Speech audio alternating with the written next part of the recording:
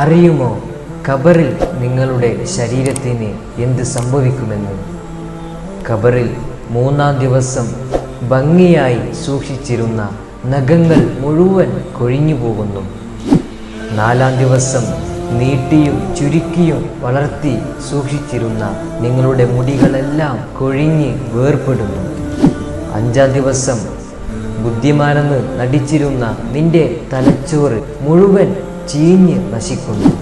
6-ാം ദിവസം നിന്റെ വയറ് മുഴുവൻ ചീഞ്ഞ് പുറത്തു വരുന്നു. 60-ാം ദിവസം നിന്റെ തൊലിയെല്ലാം നശിച്ച് നീ വെറും എല്ലുകൾ മാത്രമായി മാറുന്നു. ഓർത്തിട്ടുണ്ടോ എന്തിനാണ് ഈ അഹങ്കാരം, ദേഷ്യം, ക്രൂരത?